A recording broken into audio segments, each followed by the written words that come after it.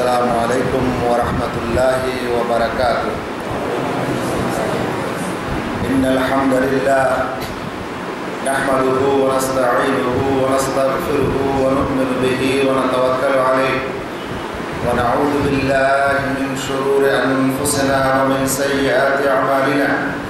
من يهده الله فلا مضل له ومن يضلله فلا هادي له وأشهد أن لا إله إلا الله وأشهد أن محمدا عبده ورسوله. أما بعد فإن خير الحديث كتاب الله وخير الهدي هدي محمد صلى الله تعالى عليه وسلم وشر الأمور محدثاتها وكل محدثة بدعة وكل بدعة ضلالة وكل ضلالة في النار. أعوذ بالله من الشيطان الرجيم. فلا وربك لا يؤمنون حتى يحكموك فيما شجر بينهم. وقال عليه الصلاة والسلام إنه من يعش منكم فسيرى اختلافا كثيرا فعليكم بسنتي وسنة الخلفاء الراشدين عضوا عليها بالنواضج.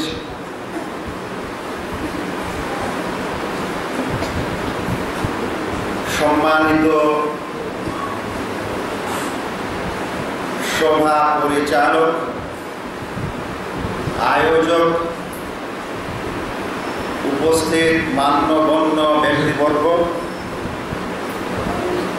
দূর এবং কাছ থেকে সমাগত ইসলাম প্রিয় দ্বীনি ভাই সকল, আল্লাহ রাব্বুল আলামিনের যাবতীয় প্রশংসা, যিনি আমাদেরকে আজকের এই প্রখর রোদের দিনে আসরের নামাজের পর কাজীপাড়ার জামে মসজিদে একত্রিত হওয়ার তৌফিক দান করেছেন।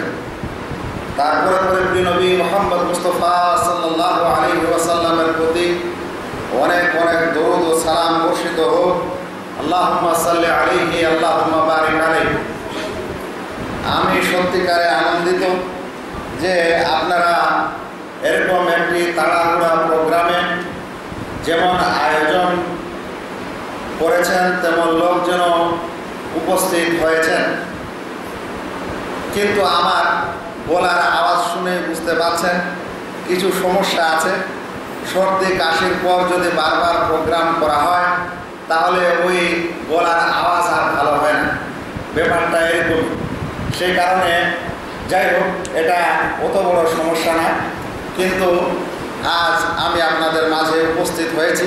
আল্লাহ রাব্বুল আলামিনের কাছে দোয়া করি তিনি যেন আমাকে আপনাদের মাঝে সঠিক জ্ঞান দেওয়ার, নেওয়ার ও আমল করার তৌফিক দান করেন। আমিন। ভাইরা, আমরা সারা বিশ্বে মুসলিম দ্বিতীয় বড় সংখ্যায় বসবাস করি। অনুরোধ করব মোবাইলগুলি কেউ সাইলেন্ট করে রাখবেন, বিশেষ প্রয়োজন হলে বাইরে গিয়ে কথা বলবেন। আমরা সারা বিশ্বে মুসলিম দ্বিতীয় বড় জনসংখ্যা হিসাবে বর্তমানে বসবাস করছি। তবে এ কথাও সত্য যে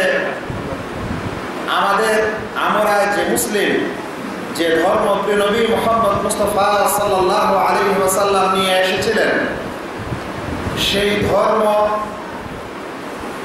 আসা থেকে নিয়ে এখন পর্যন্ত 1400 বছর গত হয়ে গেছে। কত বছর? 1400 আরো বেশি সময় চলে গেছে। আপনারা কি মনে করেন যে আজ থেকে 1400 বছর আগে ওই সময় মুসলিমরা যেভাবে ইসলামকে মানত, বুঝত, আমল করত, বিশ্বাস রাখত, হুবহু সলিড ওই আকারেই আমাদের কাছে পৌঁছেছে? এখন আছে না এর মধ্যে গোলমাল হওয়ার সম্ভাবনা আছে? আজ আপনি যদি একটি বক্তব্যই দেন, যেমন আমি এখানে দিচ্ছি, এই কথাটি যদি আপনি আপনার গ্রামে গিয়ে বলেন আজকে, ওরা শোনার পর আর যদি এক তৃতীয় পক্ষকে বলে আজকে, আবার চতুর্থ পক্ষকে বলা হয় আজকে, কথাটা এরকম বরাবর থাকবে না, কিছু গোলমাল হবে। এমনও হতে পারে যে আসল কথাটাতেই নেই, পুরোটাই গোলমাল হয়ে গেছে ৩-৪ জনের কাছে যাওয়ার পর। তো আমাদের যৌক্তিকতার আধারে এটা ধরেই নিতে হয় যে আজ থেকে ১৪০০ বছর পূর্বে যেই ঝকঝকে ইসলাম প্রিয় নবী মুহাম্মদ মুস্তাফা সাল্লাল্লাহু আলাইহি সাল্লাম নিয়ে এসেছিলেন, সেটা এখনকার সময়ে অনেকটাই আর ঝকঝকে নেই, বরং অনেকটাই ময়লা হয়েছে। তবে কথাও সত্য যে প্রিয় নবী মুহাম্মদ মুস্তাফা সাল্লাল্লাহু আলাইহি সাল্লামের যুগের ইসলামই ছিল একমাত্র খাঁটি ইসলাম, অরিজিনাল ইসলাম। অতঃপর তারপরে সাহাবাগণ অর্থাৎ প্রিয় নবী মুহাম্মদ মুস্তাফা সাল্লাল্লাহু আলাইহি সাল্লামের সাথীগণ, সঙ্গীগণ যে ইসলাম মেনেছিলেন, যে ইসলামের উপর ছিলেন, সেটা অবশ্যই হচ্ছে স্বচ্ছ ইসলাম, আর সেটাই হচ্ছে সবচেয়ে সুন্দর ইসলাম, যার উপর আমাদের সাহাবাগণ প্রতিষ্ঠিত ছিলেন। সেই কারণে প্রিয় নবী মুহাম্মদ মুস্তাফা সাল্লাল্লাহু আলাইহি সাল্লাম বলেন, খায়রুল কারনি কারনি সুম্মা আল্লাযীনা ইয়ালুনাহুম সুম্মা আল্লাযীনা ইয়ালুনাহুম, সর্বোত্তম শতাব্দী হচ্ছে আমার শতাব্দী, তারপরে তারপরের শতাব্দী, তারপরে তারপরের শতাব্দী, এভাবে যত দূরে যাবে তত আর ভালো হবে না। তাহলে সর্বোত্তম শতাব্দী, সবচেয়ে ভালো সময় ছিল প্রিয় নবী মুহাম্মদ মুস্তাফা সাল্লাল্লাহু আলাইহি সাল্লামের যুগ, তারপরে সাহাবীদের যুগ, তারপরে তাবেঈনদের যুগ। এরপরে যতই পিছনে যাচ্ছে ততই বেশি গোলমাল হচ্ছে। গোলমাল হতে হতে এমন এক সময় আসবে যে পৃথিবীতে আর লা ইলাহা ইল্লাল্লাহ বলার কেউ থাকবে না।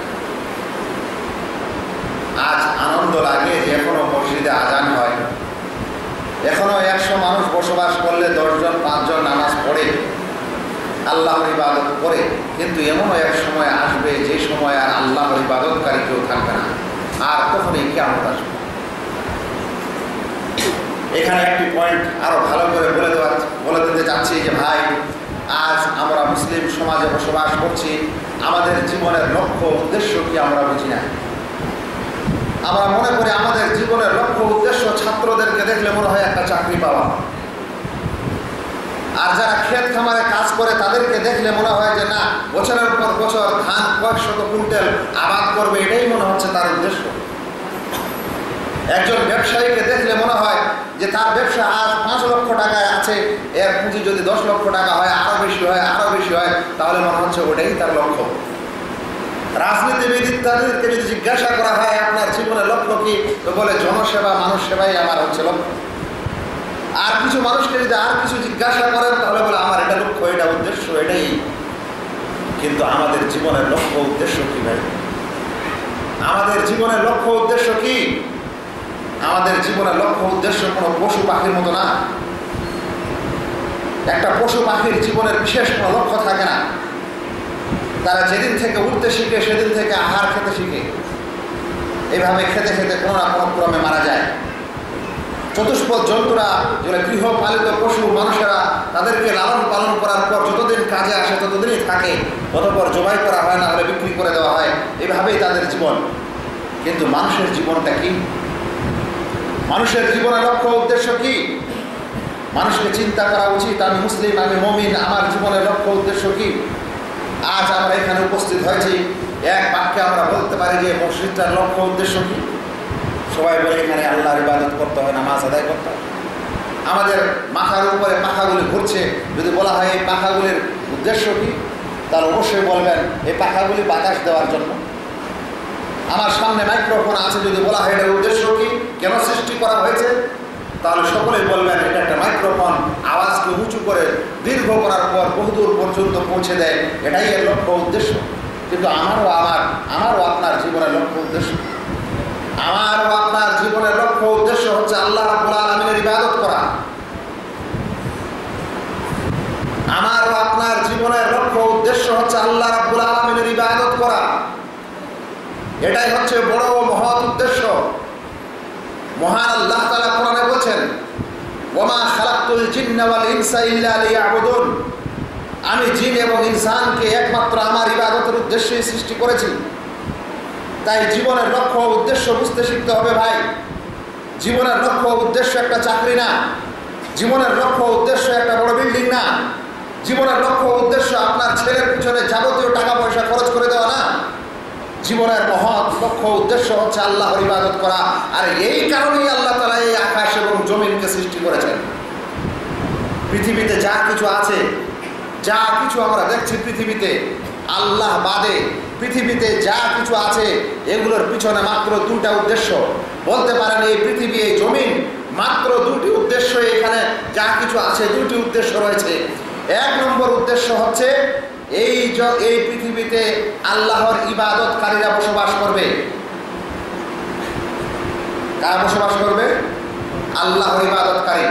আল্লাহ আকাশ ও জমিনকে তৈরি করেছেন এই কারণে যে মানুষ এখানে বসবাস করবে, ওরা আল্লাহর ইবাদতকারী, আবেদ। আর মানুষ ব্যতীত যা কিছু দেখছেন এগুলো সব মানুষের জন্য। থিওরিটা ভালো করে মাথায় রাখবেন।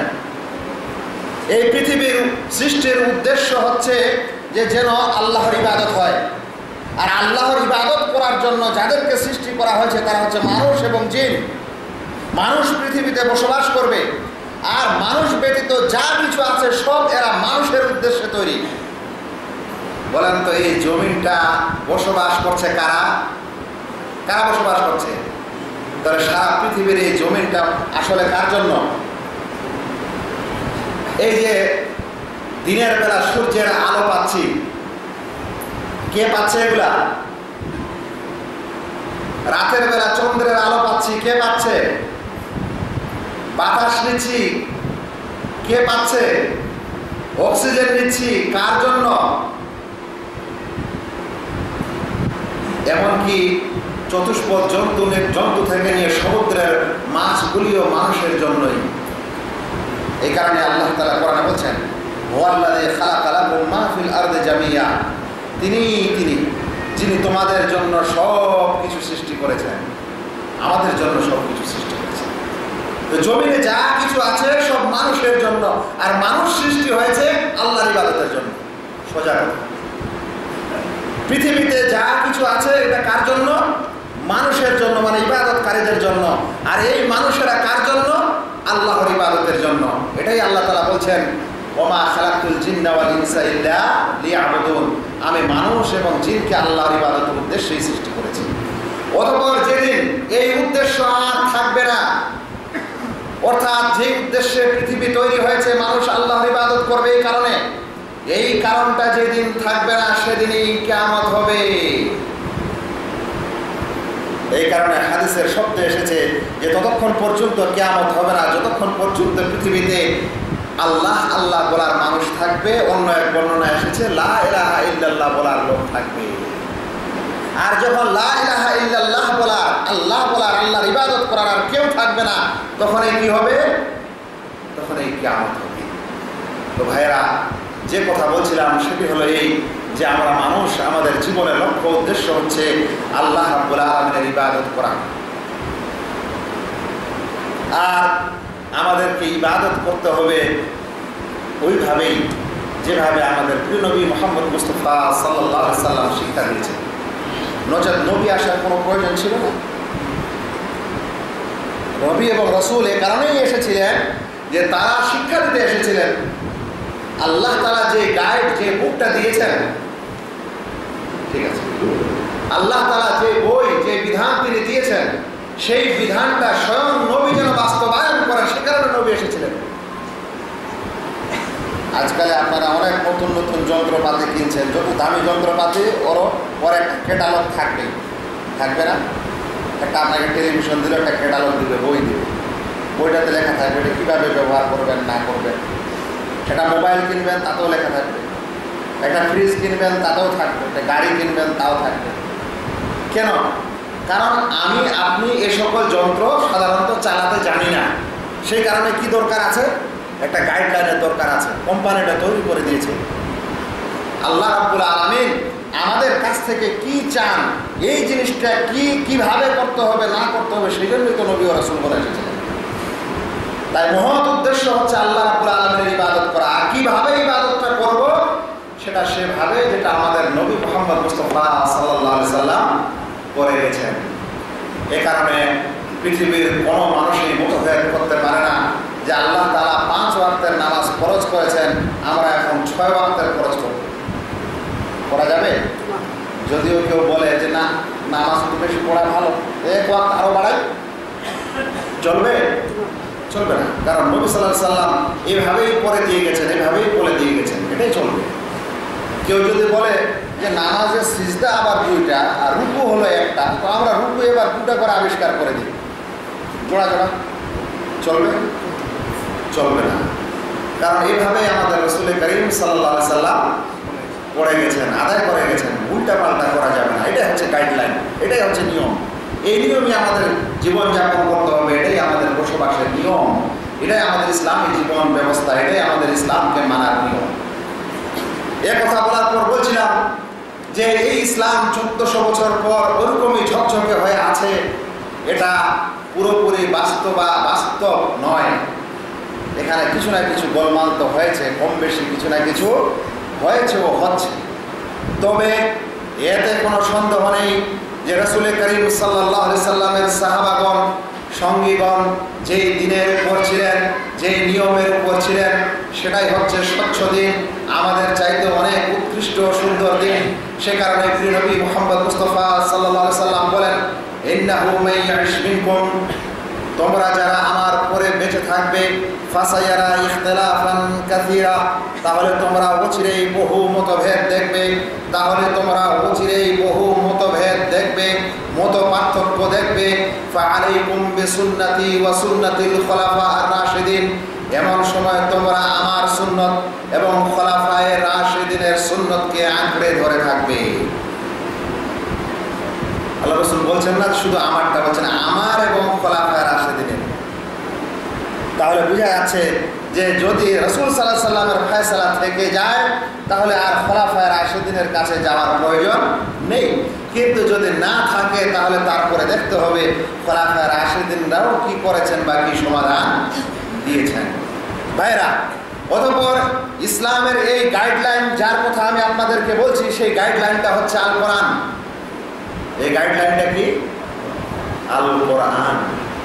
যে আল কোরআন বা কিতাবুল্লাহ, কালামুল্লাহ, কালাম মাজিদ যেভাবে ওই যুগে অবতীর্ণ হয়েছিল, এখনো সেইভাবে আছে।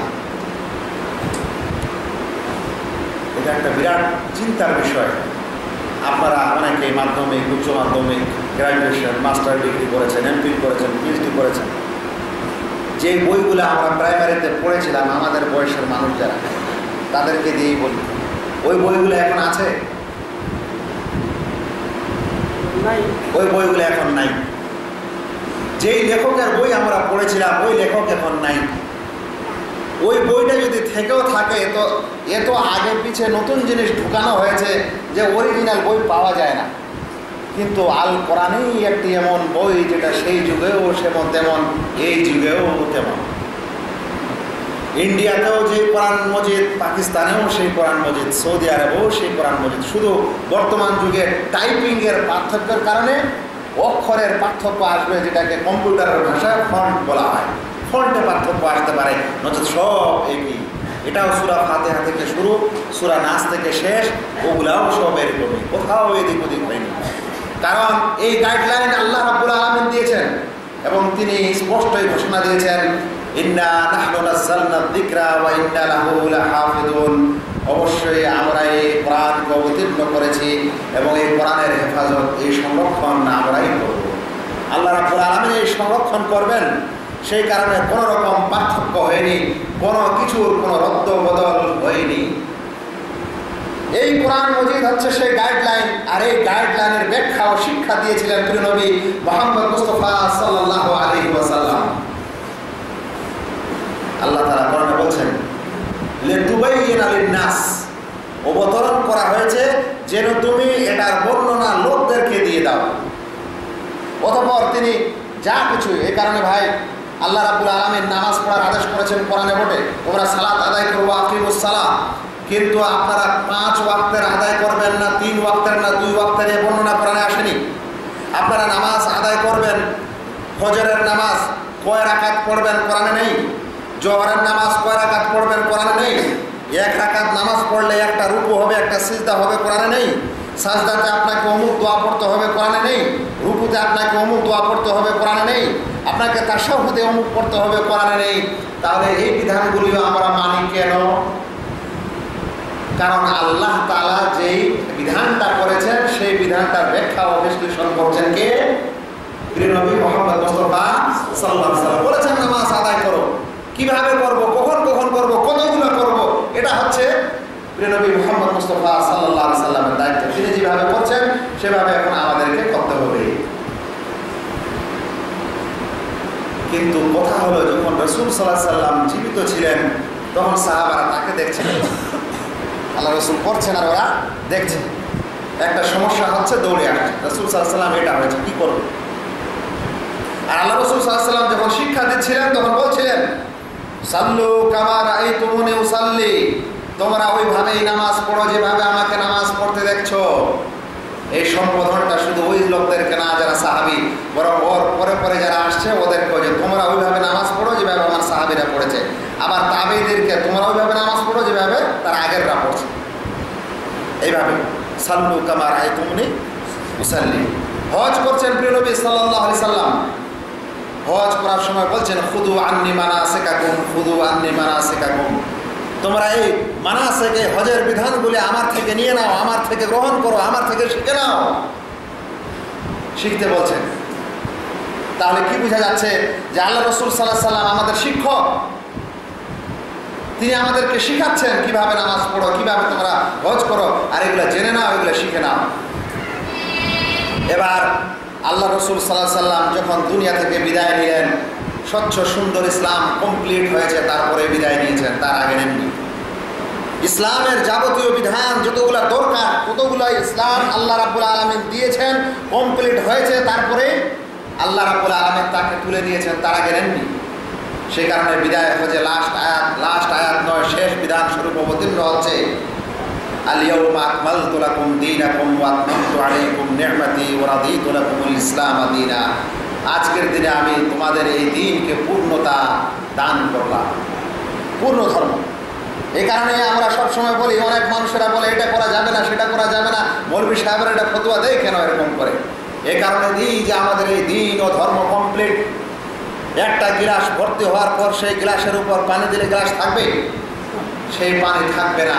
ইসলাম পূর্ণতা লাভ করেছে, কমপ্লিট হয়েছে, এখানে কিছু বাড়াবাড়ি আর চলবে না। সেই কারণে মৌলভী সাহেব বলে এরকম করা যাবে না, সেরকম করা যাবে না, কারণ ইসলাম পরিপূর্ণ, এটা বেশি হচ্ছে, এটাকেই বিদআত বলে। যখন আল্লাহ রাসূল সাল্লাল্লাহু আলাইহি সাল্লাম মারা গেলেন তখন বলা আছে হাদিসে, আলাইকুম বিসুন্নতি ওয়া সুন্নাতিল খুলাফার রাশিদিন, তোমরা অনেক মতভেদ দেখবে কিন্তু আমার সুন্নতকে ধরে থাকবে এবং খুলাফায়ে রাশিদিনের সুন্নতকে ধরে থাকবে। আল্লাহ রাসূল এখন দুনিয়াতে নেই, সাহাবায়ে কেরাম মওজুদ আছেন এবং খুলাফায়ে রাশিদিনও উপস্থিত আছেন। সমস্যা হচ্ছে তারা খলিফার কাছে চলে যাচ্ছে, সমস্যা হচ্ছে সাথে সাথে খলিফার কাছে চলে যাচ্ছে। খলিফার অর্থ আমরা অনেকে বুঝি না। খলিফা মানে প্রতিনিধি, আল্লাহ রাসূল সাল্লাল্লাহু আলাইহি সাল্লামের প্রতিনিধি, যারা দিন ও দুনিয়ার কাজে, দিন ও দুনিয়া চালানোর ব্যাপারে রাসূল সাল্লাল্লাহু আলাইহি সাল্লামের পথ ও পদাঙ্ক অনুসরণ করবে, তারাই হচ্ছে রাসূল করিম সাল্লাল্লাহু আলাইহি সাল্লামের খলিফা। এদেরকে বলা হয় ইমামুল মুসলিমিন, এদেরকে বলা হয় আমিরুল মুসলিমিন। বর্তমান যুগে এগুলোকে প্রধানমন্ত্রী, রাষ্ট্রপতি ইত্যাদি নামে আখ্যায়িত করা হয়। তো আল্লাহ রাসূল সাল্লাল্লাহু আলাইহি সাল্লামের পর খলিফাগণ আছেন, তাদের সমস্যা হচ্ছে, তাদের কাছে তারা যাচ্ছেন। এই সাহাবায়ে কেরাম রাসূল করিম সাল্লাল্লাহু আলাইহি সাল্লামের পর যাদের পথ আমাদেরকে নিয়ে চলতে হবে, যাদের পথটা আমাদের জন্য একটা আলো লাইট স্বরূপ, তারা হচ্ছেন সাহাবায়ে কেরাম। জানেন এই সাহাবায়ে কেরামের মর্যাদা কতখানি? প্রিয় নবী মুহাম্মদ মুস্তাফা সাল্লাল্লাহু আলাইহি সাল্লাম বলেছেন যে লাউ আন্না আহাদাকুম আনফাকা মিসলা উহুদিন যাহাবান মা বালাগা মুদ্দা আহাদিহিম ওয়ালা নাসিফা, তোমাদের মধ্যে কেউ যদি উহুদ পাহাড় বরাবর স্বর্ণ খরচ করে দাও। উহুদ পাহাড় জানেন কত বড়? মদিনার সবচেয়ে বড় পাহাড়। যারা হজ করেছে দেখেছে, মদিনার যে কোনো স্থান থেকে পাহাড়কে দেখা যায়। এত বড় পাহাড়, বলছেন তোমাদের মধ্যে কেউ যদি উহুদ পাহাড় বরাবর স্বর্ণ আল্লাহর রাস্তায় সদকা করে দান করে মা বালাগা মুদ্দা আহাদিহিম ওয়ালা নাসিফা, তাহলে আমার সাহাবীদের কেউ যদি এক অঞ্জলি 2 হাত ভরে যা খরচ করেছে এর বরাবর হতে পারে না। কেন সাহাবাদের এই মর্যাদা? কারণ যিনি নবী হয়ে পৃথিবীতে প্রথম এসেছিলেন তার সকলেই শত্রু ছিল। এই সাহাবারাই সেই সঙ্গী ও সাথী যারা আল্লাহ রসুল সাল্লাল্লাহু আলাইহি সাল্লামের হেফাজত করেছিলেন, যারা এই দাওয়াতকে কবুল করেছিলেন, যারা এই দাওয়াতকে প্রচার করেছিলেন, প্রচার করার জন্য নিজের জীবনটাও দিয়েছিলেন। এবং অনেক সাহাবী ছিলেন যারা নিজের জন্মস্থানে মৃত্যু তাদের ঘটেনি, কারণ তাদের দিন প্রচারে এমন করে বের হতে হয়েছিল যে শুধুমাত্র জন্মই নিয়েছিলেন এক স্থানে, মরণটা সেই স্থানে হয়নি, বহুদূর কত কিলোমিটার পর হয়েছিল। এই সাহাবায়ে কেরাম এর সম্পর্কে আল্লাহ রসুল সাল্লাল্লাহু আলাইহি সাল্লাম বলছেন যে তোমরা কখনোই আমার সাহাবীদেরকে গালি দিও না, লা তাসুব্বু আসহাবি, তোমরা আমার সাহাবীদেরকে কখনো গালি দিও না।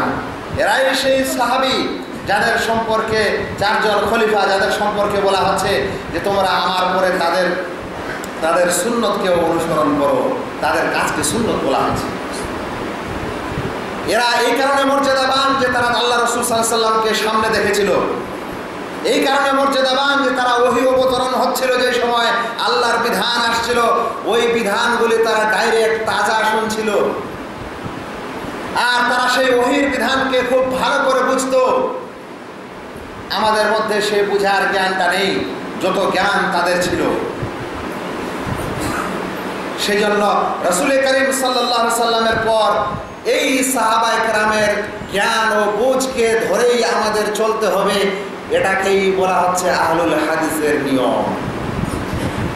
আপনারা হয়তো অধিকাংশ মানুষ এখানে আহলুল হাদিস আছে এবং আমরা নিজেকে আহলুল হাদিস বলি, সালাফি বলি। কি এর মানে? সাহাবাদেরকে সালাফ বলা হয়। সাহাবাদেরকে কি বলা হয়? সালাফ বলা হয়। ইমাম মুসলিম তার মহা বড় সহিহ গ্রন্থ যখন সহিহ মুসলিম লিখছেন, লেখার সময় ভূমিকায় একটা বাক্য লিখছেন যে অমুক লোকের হাদিস নেওয়া যাবে না, কানা ইয়াসুব্বুস সালাফ, কারণ সে সালাফকে গালি দিত। অমুক লোকের হাদিস নেওয়া যাবে না কেন? সে সালাফকে গালি দিত, মানে সাহাবীকে গালি দিত। যে সাহাবীকে গালি দেওয়ার হাদিস নেওয়া যাবে না। চিন্তা করছেন সাহাবীদের মর্যাদা কি? তো আমাদেরকে যে কথায় আমি আপনাদের নিয়ে যেতে চাচ্ছি সেটি হলো এই যে কোরআন অবতীর্ণ হয়েছে, কমপ্লিট ইসলাম ধর্ম, রাসূল সাল্লাল্লাহু আলাইহি সাল্লাম সেগুলোর ব্যাখ্যা দিয়েছেন, আর ওই ব্যাখ্যাগুলিকেই হাদিস বলা হয়। সেই ব্যাখ্যাটা তিনি প্র্যাকটিক্যালি করেছেন, মুখে বলেছেন, মানুষকে বলেছেন, এরকম সব কিছুর ব্যাখ্যাটাই হচ্ছে আসলে আল হাদিস বা হাদিসের ভান্ডার। আর সেটাই হচ্ছে আল্লাহ রাসূল সাল্লাল্লাহু আলাইহি সাল্লামের কথা, কাজ ও মৌন সম্মতি, এগুলো হচ্ছে হাদিস। আর এটাই হচ্ছে ইসলামের আসল উৎস। এবার আপনি ঝগড়া করবেন যে আমার বাচ্চা আকিকা আমি 7 দিনে দিব না, 14 দিনে দিব না, 21 দিনে দিব, বলে ঝগড়া করে কোনো লাভ নেই। দেখো ইসলামের গাইডলাইন কোরআনে কি আছে আর হাদিসে কি আছে। যেটা আছে সেটাই নিতে হবে, এদিক ওদিক করা যাবে না। আল্লাহ তাআলা ডিক্লেয়ার দিচ্ছেন, ফালা ওয়া রাব্বিকা লা ইউমিনুনা হাত্তা ইউহাক্কিমুকা ফীমা শাজারা বাইনাহুম। আল্লাহর কসম, আল্লাহ কসম খাচ্ছেন, ফালা ওয়া রাব্বিকা, তোমার রবের কসম, লা ইউমিনুন, তোমরা পূর্ণ মুমিন হতে পারো না, হাত্তা ইউহাক্কিমুকা ফীমা শাজারা বাইনাহুম, তাদের মধ্যে যা মতভেদ হয় এই মতভেদের সময় তোমাকে বিচারক হিসাবে না মেনে নেয়, ততক্ষণ পর্যন্ত পূর্ণ মুমিন কেউ হতে পারে না।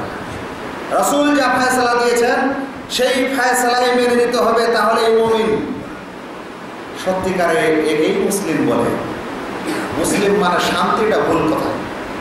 মুসলিম মানে হচ্ছে আত্মসমর্পণকারী।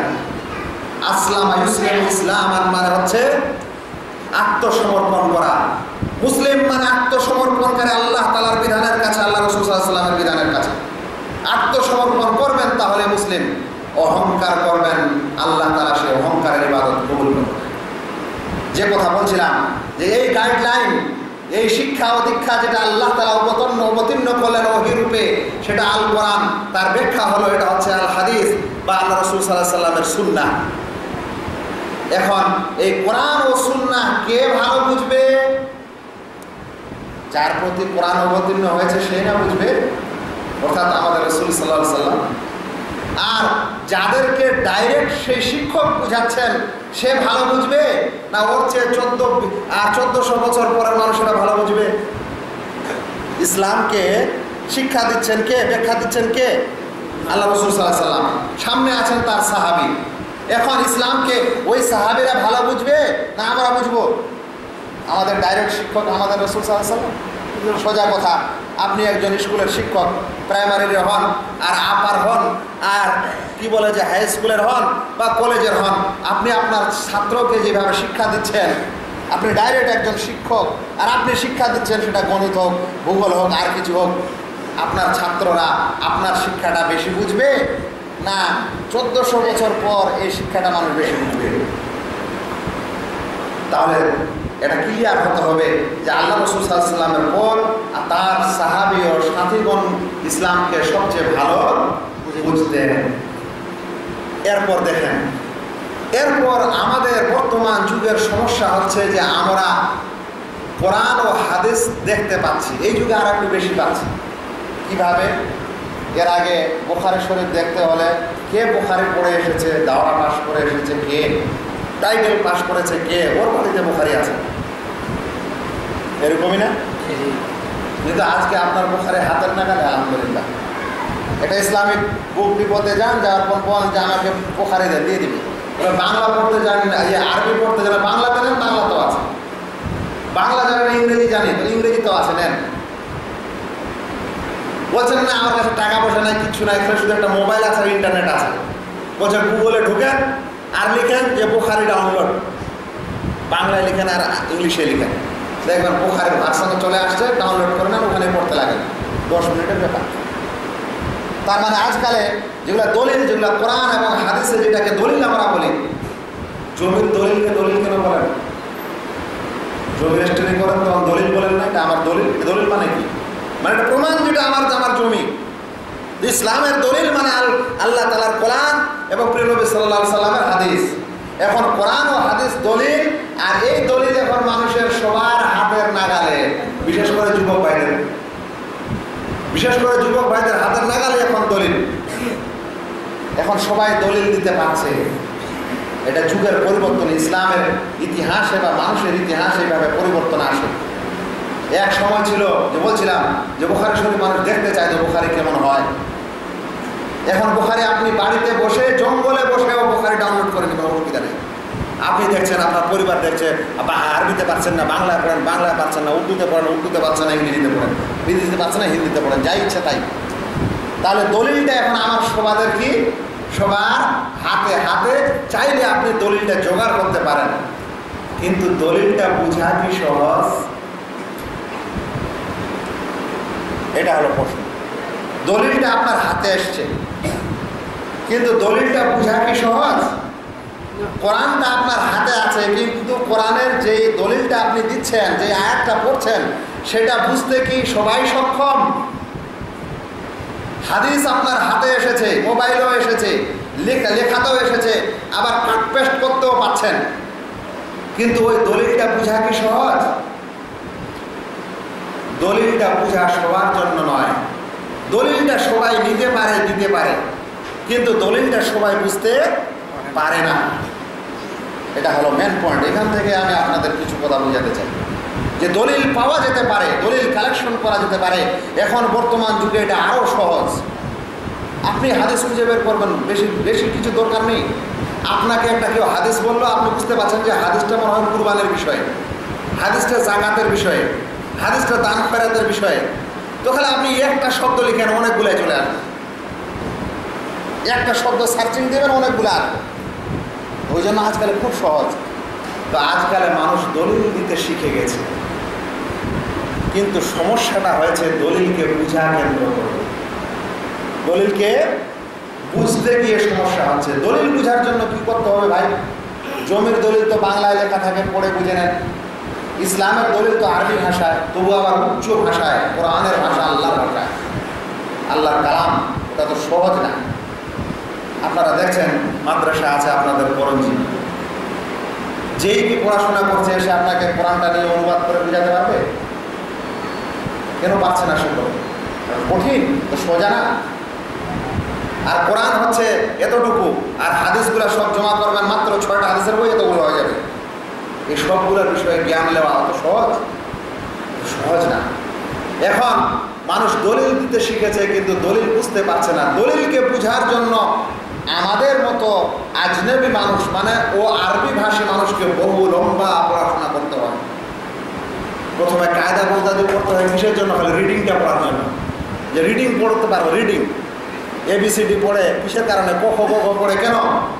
যেমন বাংলাটা রিডিং শিখবো, তো কায়দা বলদাদি, আম্মা পাড়া আর কোরআন শরীফ নাজেরা পড়ে শুধু রিডিং পড়ার জন্য। এবার বলেন তো, কোরআন শরীফের সব শব্দগুলোর যদি অর্থ জানতে হয় তাহলে কত হাজার শব্দ আছে ওখানে, কত লাখ আছে, এতগুলোর অনুবাদ জানতে হবে। তাহলে আপনি অনুবাদটা জানলেন। যেমন আমরা ইংরেজিতে শিখাই, একটু বাংলায় উদাহরণ দিয়ে আমি, বিউটিফুল মানে সুন্দর নাকি? কিন্তু সব জায়গায় কি বিউটিফুল? মানুষের জায়গায় বিউটিফুল, মাইকটা বিউটিফুল, ফুলটা বিউটিফুল, গরুটা বিউটিফুল বলা যাবে? মাস্টার সাহেব, আমি বুঝাতে পারছি? আমি আপনাদেরকে বুঝাতে পারছি? জি জি। যে বিউটিফুল শব্দটা মানে আপনি সুন্দর বুঝলেন বাংলাতে। বিউটিফুল শব্দটার মানে হলো বাংলাতে বিউটিফুল মানে সুন্দর। এখন এই সুন্দর কথাটি কি আপনি সব জায়গায় ব্যবহার করতে পারেন? তাহলে মানুষ বিউটিফুল, গরু বিউটিফুল চলবে? তার মানে বিউটিফুলের প্রয়োগটাও কি আছে? ক্ষেত্র বিশেষে ভিন্ন ভিন্ন হবে, তাই না? তাই কেউ যদি মানেটা জেনেও নেয় কোরআন মজিদের, তাহলে সব জায়গায় সেটিংটা কি হবে না? আলাদা আলাদা সেটিংয়ের প্রয়োজন আছে। তাই কোরআন মজিদকে রিডিং পড়তে শেখা, কোরআন মজিদের অর্থ জানা, কোরআন মজিদের শব্দের অর্থগুলোর প্রয়োগ জানা। অতঃপর আমাদের এই যে অর্থটা আমি করতে যাচ্ছি, এই অর্থটা নেওয়ার সময় সবসময় ভাবতে হবে যে সবচেয়ে বেশি যিনি এই কোরআনকে বুঝেন তার কাছে যাব। তিনি হলেন প্রিয়নবী মুহাম্মদ মুস্তাফা সাল্লাল্লাহু আলাইহি সাল্লাম, এবং তারপরে সাহাবাগণ, এবং তারপরে মুফাসসিরগণ। তাই কোনো মানুষ নিজ মাথায় যদি তফসির করে দেয়, ওর ব্যাখ্যা নেওয়া যাবে না। আর এখানেই গোলমালটা বাঁধে ইসলামের। হয়তো মানে করতে শিখেছে, তাই মানে করে দিল, ফতোয়া দিয়ে দিল। আমাদের সালাফে সালেহিন, সাহাবা ও তাবিঈন, বিগত আইম্মায়ে কেরামগণ তারা কি বলেছেন ওই দিকে গেল না। তখন এই গোলমাল বেড়ে গেল, নতুন ফতোয়া বের হয়ে গেল। এটা হলো সমস্যা। উদাহরণ দিয়ে আপনাদের কিছুদিন আগে, বেশি দূরের উদাহরণ দিব না, বাসি উদাহরণ নেই, কাছেরই উদাহরণ দিই। কিছুদিন আগে মাদ্রাসায় এক ভাই পিছন থেকে, ছাত্র ভাই পিছন থেকে এসে বলছেন যে শেখ আমাদেরকে, মানে মৌলানা যে বলে, এরই নতুন নাম সৌদিতে শেখ বলা হয়, যে দিনের জ্ঞান জানে, যদিও এই কথাটা বলা জরুরি না। তো বলছেন যে শেখ, আজকালে কুরবানি জবাই হচ্ছে, কিন্তু কুরবানি জবাই করার সময় সুন্নত পালন হয় না, সুন্নতি জবাই হয় না। বলছে কেন ভাই, কেন জবাই সুন্নতি হয় না? তো বলছে হাদিসে এসেছে যে আল্লাহ রাসূল সাল্লাল্লাহু আলাইহি ওয়াসাল্লাম যখন তার কুরবানিটা জবাই করলেন, দুটি ছাগল নিয়েছিলেন, চিৎকাবরা ছিল, এরকম ছিল, বর্ণনা এসেছে।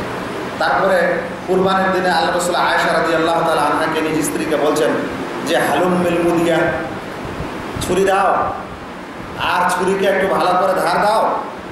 তারপরে ছুরি নিলেন, মানে ধারালো ছুরি নিলেন। নেওয়ার পর যখন কুরবানি করলেন, তখন নিজের পাটা ছাগলের গর্দানে রাখলেন। এসে হাদিসের শব্দ আলা সেফা হাইহি, সেফা যে কোনো এক দিককে বলা হয়। পা রাখার সময় তো মানে যে কোনো একদিকে রাখতে হবে, তো দুই দিকের মধ্যে যে কোনো একদিকে পাটা, মানে ছাগলের এই চোয়ালের দিকে রাখলেন। সেই ছাত্র আমাকে বলছে যে শেখ, আজকালে তো জবাই করার সময় কেউ পা ছাগল গরুর গলায় রাখে না, তাহলে তো এই জবাই সুন্নত হয় না। ব্যাপারটা কি? ব্যাপারটা হলো, সে বলতে চাচ্ছে যে আল্লাহ রসুলের কথা আমাদের মানতে হবে। এখন আল্লাহ রসুল জবাইয়ের সময় পা রেখেছিলেন, আমাদের কেউ তো রাখে না, তাহলে জবাই তো ঠিক হলো না। মানে সে দলিলটা দিতে পারলো, কিন্তু দলিলটা ও বুঝেনি। এখন তাকে আমি বলছি, শুনেন কীভাবে বুঝছি, যে ভাই এই যে আল্লাহ রসুল পাটা রাখলেন তার ছাগলের কুরবানির গলায় বা এক পাশে চোয়ালে, এটা কি এই কারণে রাখলেন যে আল্লাহ আদেশ করেছিলেন যে জবাই করার সময় এরকম পা চাপাবে? শরিয়া আদেশ করেছিল যে তুমি জবাই করার সময় একটা পা চাপাবে, এই কারণে রেখেছিলেন? না ছাগলটা যেন নিয়ন্ত্রণে নেওয়া যায়, দৌড়াদৌড়ি করে না পালায়, কাবুতে করা যায়? কারণ জবাই করার সময় লাফালাফি করবে, লাফালাফি করবে, জানেন তো, সবাই জানি আমরা। সে পুরাপুরি উঠার চেষ্টা করবে, তো ওই কারণে চেপে ভালো করে মজবুত করে ধরার জন্য এই পাটা রেখেছিলেন? না আল্লাহর আদেশ হয়েছিল যে না তুমি আগে পা রাখো? বলছে মৌলানা মনে হচ্ছে যে ওই জীবটাকে নিয়ন্ত্রণ করার জন্য আর কাবুতে করার জন্যই এরকম পা রেখেছিলেন। ওরা বললাম তাহলে এখন পা রাখা সুন্নত হবে না, কারণ এটা আল্লাহর আদেশ হলো না, ইসলামের আদেশ হলো না, এটা কারণে। তাহলে দলিল তো আছে, কিন্তু দলিলটা বুঝতে কি হলো? ভুল হয়ে গেল। এখন ও যদি এই দলিলটা যেমন সে বুঝলো ওরকমই যদি ফতোয়া দেয়, তাহলে ফতোয়াটা হয়ে যাবে ইসলাম বহির্ভূত ফতোয়া। মানুষের সমাজে গ্রামে যদি বলে আপনাদের মতো মানুষকে যে আল্লাহ রসুল জবাই করছিলেন, জবাই করার সময় পা রেখেছিলেন, আমরা পা রাখি না, তাই আমাদের জবাই সহি হয় না, বলবে এই যে আমার দলিল, আপনাকে হাদিস দেখাচ্ছে, আপনি হাদিসগুলো বলে হ্যাঁ রেখেছিল। সবাই প্রকাশে যে বসে আছে, কিছুই আর উত্তর আসে না। ব্যাপারটা এরকম যে দলিল দেওয়া যেতে পারে, কিন্তু দলিলকে বোঝা হচ্ছে সবচেয়ে বড় বিষয়। আরও একটি উদাহরণ দিই, গত 2 দিন আগের উদাহরণ। এক বাড়িতে আলোচনার পর গল্প স্বল্প হচ্ছে, ইতিমধ্যে তিনি হাজী সাহেব মানুষ, আমাকে বলছেন যে একটা আমার প্রশ্ন আছে আপনার কাছে। বলেন। প্রশ্ন হচ্ছে যে আমি কফনের কাপড় কিনে রাখতে চাচ্ছি, আর কফনের কাপড় যখন কিনে রাখবো তখন ওই কাপড়গুলির মধ্যে একটা নাকি চেকওয়ালা কাপড় হতে হবে, সাদা চেকওয়ালা। সাদা চেক বলছেন তো, সাদা কাপড়ের উপর চেক থাকবে। আমি ভালো করে শুনছি, আমি বুঝে নিয়েছি যে ব্যাপারটা কোথায়, কিন্তু আরও শুনছি। আমি বললাম যে কাপড়ের 3টা কাপড়ের মধ্যে একটা চেকওয়ালা হবে কেন? বলছে কারণ আল্লাহ রসুল সাল্লাল্লাহু আলাইহি সাল্লামকে আমি বইতে পড়েছি, বলছে আমি বইতে পড়েছি আল্লাহ রসুল সাল্লাল্লাহু আলাইহি সাল্লামকে কফন করা হয়েছিল এমন কাপড়ে, যেই কাপড়টা সাদা ছিল, ইয়েমেন প্রদেশে তৈরি হয়েছিল, যেটাকে বর্তমানে ইয়েমেন বলা হয়। এই ইয়েমেন দেশে তৈরি হয়েছিল, আর ধারিদার ছিল, মানে চেকওয়ালা ছিল, মানে একটু নকশাওয়ালা ছিল। তো নকশাওয়ালা ছিল, তাই আমি এই চেকওয়ালা নকশাওয়ালা একটা কফনের কাপড় কিনতে চাই। আমি হ্যাঁ না উত্তর না দিয়া ওনাকে বললাম যে আচ্ছা বলেন তো, এই যে চেকওয়ালা একটা কফন 3টার মধ্যে, এটা কি আল্লাহর পক্ষ থেকে তাকে আদেশ করা হয়েছিল যে চেকওয়ালা নেও, তাই তিনি চেকওয়ালা নিয়েছিলেন? না সেই যুগে সেই সময়ে কফনের কাপড় ওইরকম পাওয়া যেত তাই নিয়েছিলেন? বলছে আমার মনে হয় ওইরকমই পাওয়া যেত তাই নিয়েছিলেন।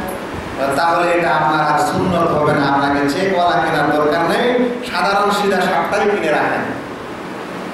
এটা হচ্ছে দলিল ও দলিল বুঝা। দলিলটা তো সে পেয়েছে, পড়েছে, কিন্তু দলিলটা বুঝতে পারেনি। যখন দলিল বুঝতে মানুষ পারে না, তখন এই সমাজে কি হয়? শৃঙ্খলা বিশৃঙ্খলা সৃষ্টি হয়, আর সমস্যা সৃষ্টি হয়।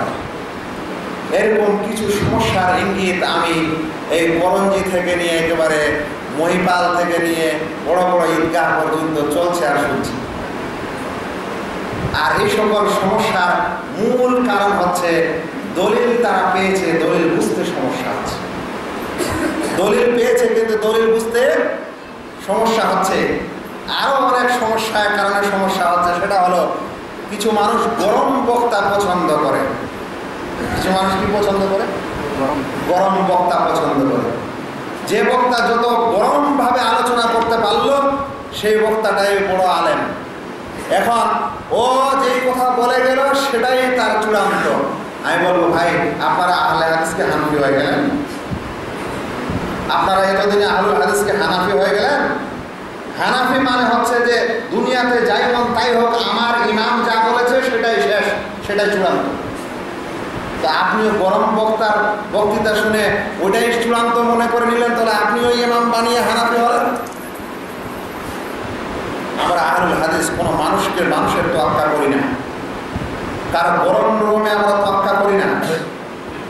আমরা যেই কথা মানতে চাই, যেই কথা শিখতে চাই, সেটা হলো আমাদের রাসূল সাল্লাল্লাহু আলাইহি সাল্লাম যেভাবে করেছেন সেভাবেই। আহলুল হাদিসের মাযহাব জাওয়াজ ও ইবাহাত নয়। আরও কথাটা বলি এবং ভেঙ্গে বলি, আহলুল হাদিসের মাযহাব জাওয়াজ ও ইবাহাত নয়। অর্থাৎ আহলুল হাদিসেরা কোনোদিন মাসলা মাসাইল মানার সময় এটা চলবে, এটা বৈধ, এই ক্ষেত্রে যায় না। এটা চলবে, এটা জায়েজ, এরকম মাসলা মানে না। আল হাদিস বলতে চায় যে এগুলোর মধ্যে সর্বোত্তম কোনটা, আফজাল কোনটা। কথাটা বুঝাতে পারছি আমি আপনাদেরকে? চলবে, হয়ে যাবে, এরকম আহলে হাদিস না। আহলে হাদিস হলো যে চলবে, যাবে, এটার চাইতে উত্তম কোনটা ওটা বলেন, যেটা উত্তম সেটা মানবো, এটাকে আহলে হাদিস বলে। আমি কোন দিকে বোঝাচ্ছিলাম আপনাদেরকে? হ্যাঁ, যে দলিল মানা, দলিল তো দিতে পারছে মানুষ, কিন্তু দলিল বুঝতে পারছে না। তাই গ্রামে গঞ্জে সমাজে অনেক ঝড় ঝামেলা হচ্ছে। ওটা বলছে, সে সেটা বলছে, আর কেউ এটা বলছে, মানুষকে দলিল দিচ্ছে। গ্রামের মানুষ, হ্যাঁ ও তো দলিল দেখালো। তাই আমি আপনাদেরকে একটা কথা আরো বলি, মুসলিম নামে যতগুলা দল দুনিয়াতে হবে এবং হয়েছে, মুসলিম নামে যত দল দুনিয়াতে হবে ও হয়েছে, সবাই কোরআন ও সুন্নাত থেকে দলিল দিবে, না হলে তাকে কেউ মুসলমান বলবে না। এক যুগে আপনাদের এই এরিয়ায় কাদিয়ানি খুব ফিতনা ছিল, পানিশালাতে রমরমাও ছিল। তারা কি কাদিয়ানি কোরআন শরীফ নিয়ে এসেছিল, না আমাদের কোরআন দিয়ে দলিল দিত? আমাদের কোরআন দিয়ে দিল। তারা কি অন্য হাদিস নিয়ে এসেছিল, না আমাদের হাদিস দিয়ে দলিল দিত? তো কোরআন ও হাদিস এটা দিয়ে যারাই নিজেকে মুসলিম বলে দাবি করবে, তারাই সেটা দিয়েই দলিল দিবে। কিন্তু দলিলটা কিভাবে বুঝাচ্ছে এটা জানার বিষয়। দলিলটা কিভাবে বুঝাচ্ছে এটা জানার বিষয়, যেটা পাবলিক বুঝতে পারে না, ওদের কাছে ধূম্রজাল হয়ে যায় বিষয়টি, তখনই সমস্যা লাগে। এরকম ধূম্রজাল সৃষ্টি হচ্ছে, আর আমরা ভাবছি যে না অমুক বড় মৌলবী বলে গেল, এত গরম ভাষায়, এত স্পিডে, আর এত হাদিসের দলিল দিল, তাহলে ওই কথাটাই সত্য হবে। আমরা যা করি এটা কি আর হয়? আরও একটা সমস্যা আমাদের সমাজে কাজ করে, আল্লাহর কাছে এদের জবাব দিতে হবে। বা এই যে দিনের জ্ঞান, এটা আল্লাহ তাআলার আমানত। দিনের জ্ঞান, কোরআন ও সুন্নতের কোনো জ্ঞান থাকা, এটা আল্লাহর পক্ষ থেকে আমানত। আমানতের খেয়ানত করা যায় না। আপনাকে 10 টাকা কেউ দিলে ওটাকে আপনি নস্যাৎ করতে পারেন না, গুনাহ হবে। তো দিনের জ্ঞান যাকে দেওয়া হবে, যার মাঝে থাকবে, এটা আমানত, এর খেয়ানত করা যাবে না। এর মাধ্যমে প্রসিদ্ধ হওয়া হারাম। কোথাও একটা ফতোয়া শুনে আসছেন, আসার পর ভাবছেন যে আজকের এই ফতোয়াটা এত নতুন লাগলো, গ্রামে গিয়ে মসজিদে দিই তো ছেড়ে, মানুষ বুঝবে হ্যাঁ আমারও জ্ঞান আছে। এরকম যে নিয়তে করবে সেটা হারাম।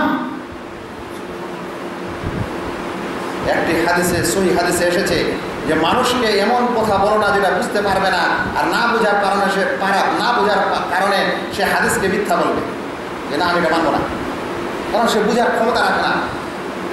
একজন ডাক্তার যা বুঝে আমি আপনি সেটাও বুঝি, তো কোন কথাটা কোথায় বলতে হবে এটাও তো বুঝতে শিখতে হবে।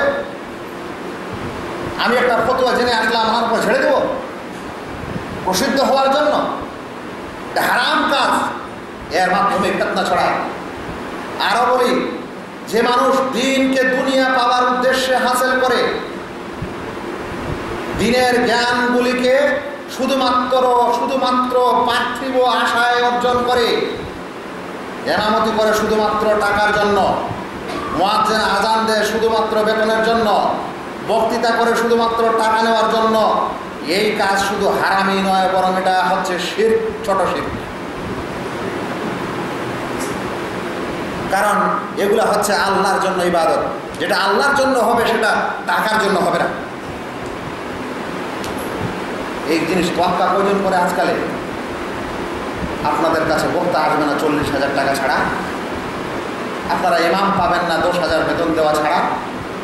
তবে এই কথাও বলে দেওয়া উচিত যে আমাদের সালাফে সালেহিনগণ এটা ডিক্লেয়ার করেছেন যে যদি কোনো মানুষ মুসলিম সমাজের জনকল্যাণে কাজ করে, ইমাম মুয়াজ্জিন তথা শিক্ষকতা করে, আর এই করার কারণে সে যেরকম অন্যান্য মানুষ অন্য কাজ করে ইনকাম করে সে করতে না পারে, তাহলে এরকম সময় সমাজের মানুষেরা তাকে যেন ভাতা দেয়।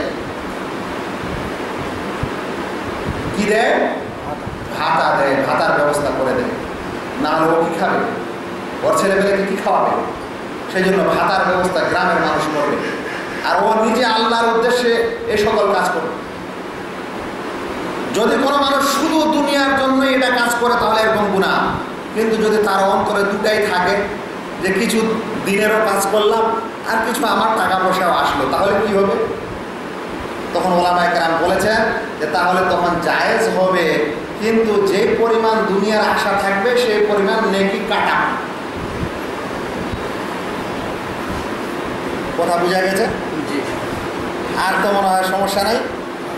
পুরোটাই দুনিয়া পাওয়ার জন্য একটাও নেকি নেই, কিছু দুনিয়া এবং কিছু দিনের আশা আছে। তো বলছেন যতখানে দুনিয়ার আশা আছে ততখানে নেকি গেছে, আর বাকিটা তখন পেয়েছে। উত্তম হলো আল্লাহ ফি সাবিলিল্লাহ সেই কাজটা করবে। তবে জনসমাজের এটা দায়িত্ব যে তারা তাদের জন্য কিছু ব্যবস্থা করে দেবে। আমি যে কথায় আসছিলাম সেটা হলো যে মানুষ দলিল দিতে পারে। আজ আল্লাহে আপনাদের চাইতে অনেক সময় মৌলানাদের চাইতে যারা বর্তমান যুগের এই সকল ইন্টারনেট ঘাটাঘাটি করে এরকম লোকেরা আমাদের কাছে বেশি দলিল দিতে পেশ করে,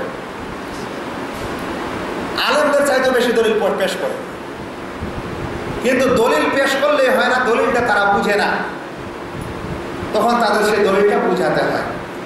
এরকম একটা গোলমাল সমস্যা আমাদের সমাজে খুব চলছে। যেখানে যাচ্ছে সেখানে প্রশ্ন, যেখানে যাচ্ছে সেখানে প্রশ্ন। সেটা হলো যে আমরা 7 জন মিলে একটা গরুতে কুরবানি দিতে পারি না, যাকে বলা হয় কি ভাগা কুরবানি। ঠিক আছে, এটা সমস্যা আছে মনে হয় এদিকে আছে। এখন তাহলে শুনেন, দুটা সমস্যার আগে শুনলাম, একটা শুনাই। সমস্যা হয়েছে যে এর আগে নিয়ম ছিল যে মানুষেরা কেউ গরু কুরবানি দিল গোটা, কেউ দিল ছাগল গোটা। আবার এরকমও ছিল যে কেউ 3 জন মিলে একটা গরু দিচ্ছে, কেউ 5 জন মিলে দিচ্ছে, অনেক সময় 7 জন মিলে 7টা ভাগ দিচ্ছে, এরকমই ছিল। এখন প্রসঙ্গ এসেছে যে 7 জন মিলে একটা গরুতে কুরবানি দিলে এটা কুরবানি হবে না, একটা জান গোটাই দিতে হবে। ফতোয়াটি আসলো কোথা থেকে? এই ফতোয়ার আসার স্থান কোথায়? এর স্থান হলো বাংলাদেশ। এর সূত্রপাত হলো আমাদের কিছু মাসিক পত্রিকা। ইতিপূর্বে এই ফতোয়া আর কেউ দেননি, আর আমি তাদের নাম নিচ্ছি না। যারা ইশারা ইঙ্গিতে বুঝছেন বুঝে নেবেন। এবার তারা যে কথাটি বলেছে আপনারা এরকম সোজা সাপটা শুনছেন, কিন্তু তাদের আসল বক্তব্যটা আমি শোনাচ্ছি। তাদের আসল